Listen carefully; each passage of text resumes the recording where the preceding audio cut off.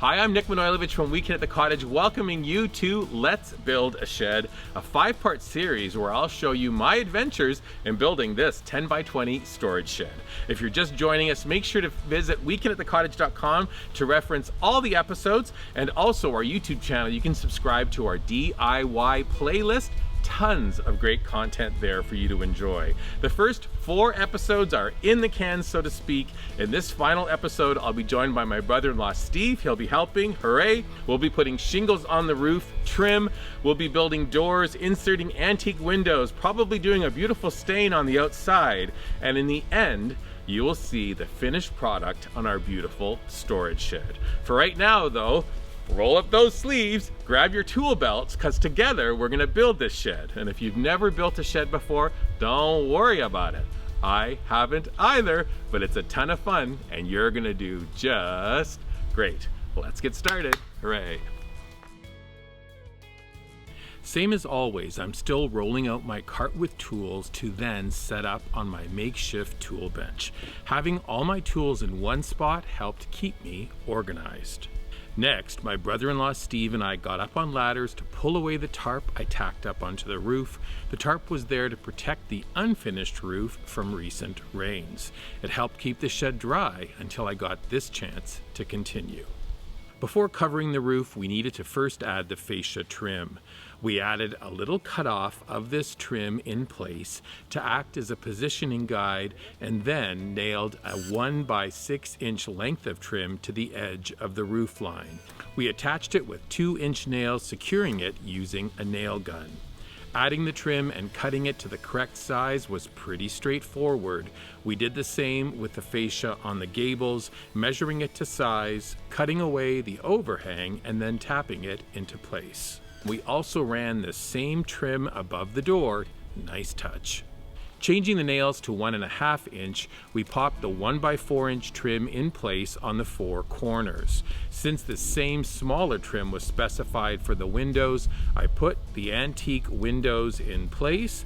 Lesson learned, adding old handmade features like this to your plan may require a little bit of F&F. Finessing and finagling. Thankfully, Steve had a plane handy and was able to trim away some of the wonky edges, allowing for the windows to fit in place perfectly. No need to get all miter cut fancy for the window trim, straight cuts worked best. Having an off-cut block handy to help with positioning worked like a charm. Last little trim detail involved taking 1 by 2 inch furring strips and nailing them up onto the plywood. We started at the very center of the wall, above and below the center of the middle window. We cut the strips to length, then made sure they were plumb before nailing them into place. We then continued adding them at 11-inch intervals. Keep your level handy. Every furring strip has to be nailed into place perfectly plumb. Once we finished the front of the shed, we did the same with the solid side and back walls. Here's a pro tip on block spacing, where Steve cut an 11-inch measure of 2 by 4.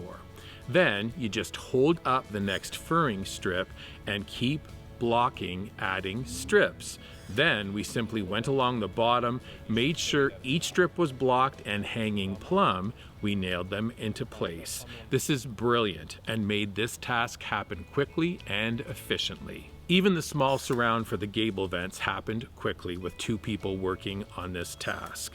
The final trim step was to remove the base plate. Doors are coming soon.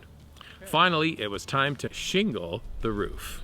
We started by running strips of drip edge along the bottom of the roof, nailing them into place with roofing nails. Man, I learned so much working on this project.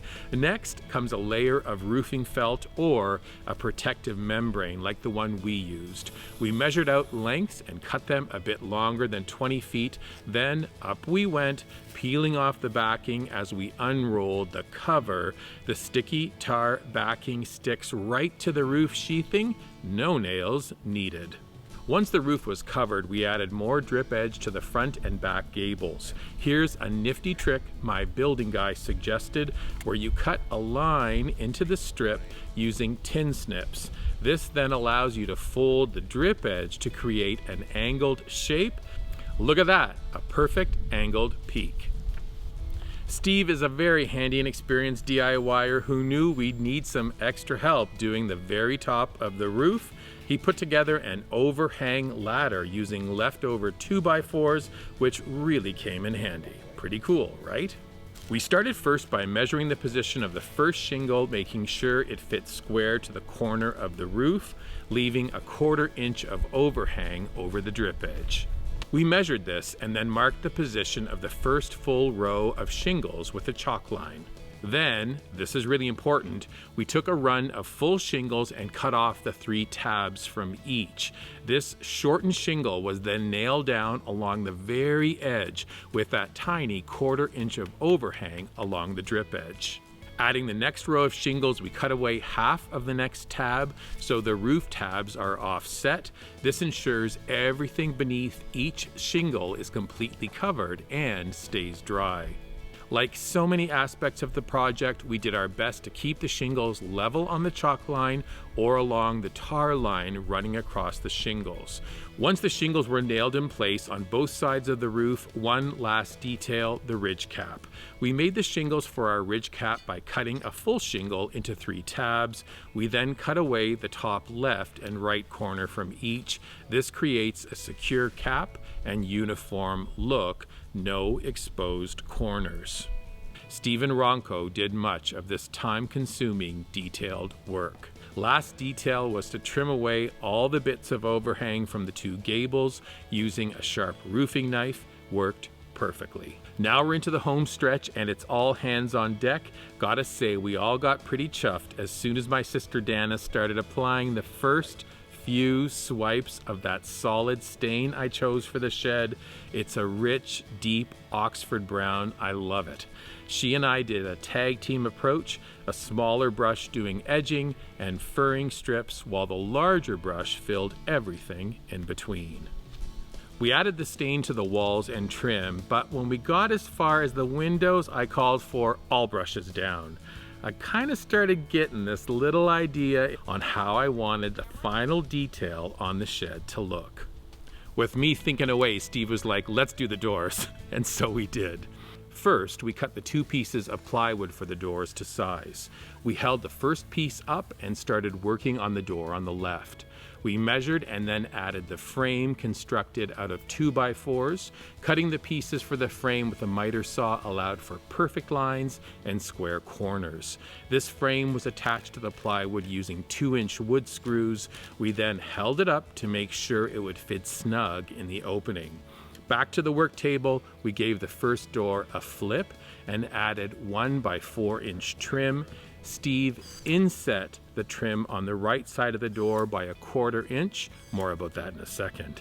We measured and attached 3 hinges, but we used 2-inch wood screws to secure them to ensure they can carry the weight of the door. Same exact process for door number 2, the one on the right side, but for this one, the trim is nailed in with an overhang of a 1/4 inch. One door has a trim that's inset, the other an overhang.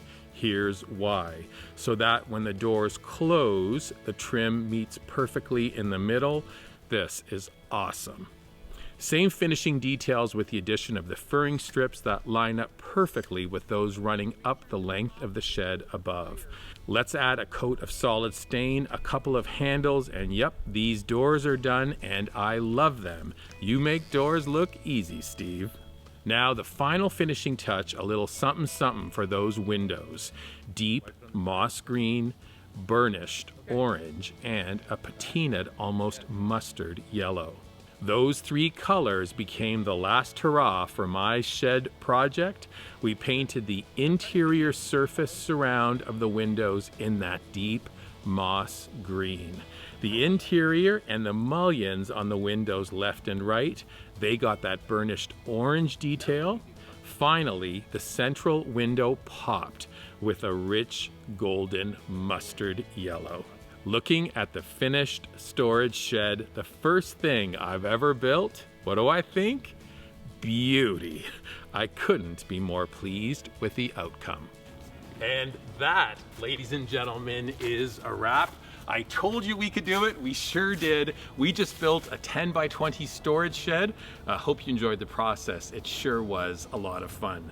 The takeaways from the project: number 1, pick plans that work for your space and your purpose.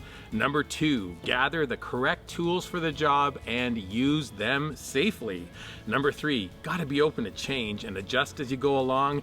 Embrace the learning curve. And finally, let's hear it for the friends. Throughout the entire project, I was joined by friends and my family, who are also my friends. Together, we not only built a shed, we also built a ton of great memories. It was so much fun and a great help having them here. Before everyone left, I had them sign a piece of trim that I've now nailed up above the door frame. It's a permanent reminder of the team that made this dream of a shed a reality. Sure does warm the heart.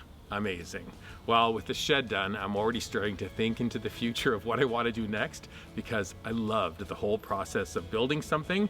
There's an old shed on the property, really good footprint. Maybe I should put up a bunkie. What do you think? Yeah, I think bunkie business is coming soon. Make sure you're subscribed to weekendатthecottage.com. Make sure you're following us on our dedicated YouTube channel, and follow us as well on your favorite socials like Pinterest, Instagram, and Facebook. Thank you so much for hanging out on this great adventure as we built a shed. Lots more great stuff to come. Thanks for watching. Until next time.